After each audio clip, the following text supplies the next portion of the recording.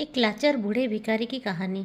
हर दिन एक भिखारी दरवाजे के पास आकर भीख मांगता था और घर का मालिक हमेशा घर के बाहर आते ही उसे देखकर फिर जाया करता।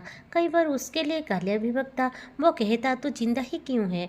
पूरी जिंदगी ऐसे ही भीख मांगेगा क्या? धरती का बोझ क्यों बना बैठा है? और कभी कभी उस भिखारी को गुस्से में वो धक्का भी मार दिया करता। इतना कुछ हो जाने के बावजूद अधिकारी के मुंह से सिर्फ यही निकलता कि भगवान तुम्हारे पापों को माफ करे। एक बार साहूकार को धंधे में बड़ा नुकसान होने का खबर मिली। साहूकार बहुत परेशान था कि तभी उसके दरवाजे पर वही भिखारी आया। गुस्से में अपना आपा खोते हुए साहूकार ने उस भिखारी को पत्थर दे मारा। पत्थर लगने के कारण भिखारी का सर फूट गया और उसके सर से खून बहने लगा। फिर भी दर्द से कहराते हुए भिखारी ने इतना ही कहा, भगवान तुम्हारे पापों को माफ करे। भिखारी वहां से चला गया। साहूकार सोच में पड़ गए।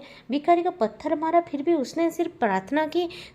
भिखारी का पीछा करना शुरू कर दिया। भिखारी जहाँ जहाँ जाता साहूकार उसके पीछे जाता। साहूकार ने देखा कि कोई उसको खाना देता, कोई उसको मारता, कोई उसको अपमानित करता तो कोई उसको गाली देता।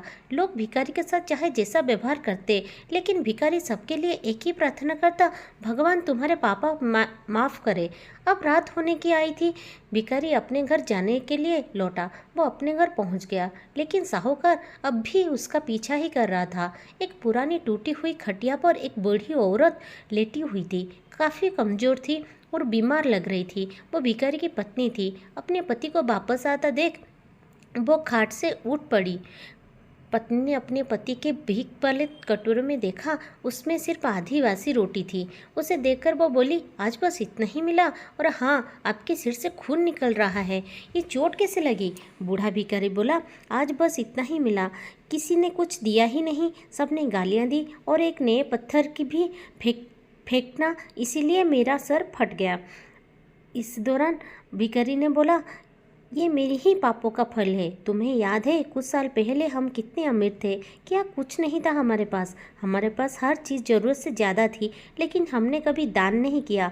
और उससे भी बुरा हमने उस अंधे भिखारी के साथ किया जो हमारे द्वार पर भीख मांगने आया करता था। बूढ़ी पत्नी की आंखों में आंसू आ गए।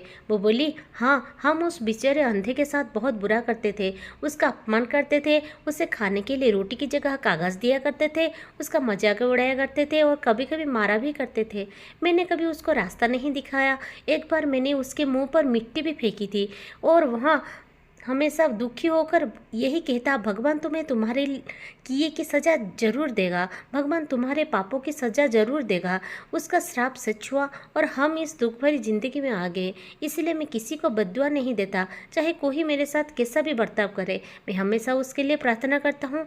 मैं नहीं चाहता कि कोई भी हमारे जैसा ज़िंदगी का अनुभव करे, किसी को भी हमारे जैसे दुखों का सामना करना पड़े।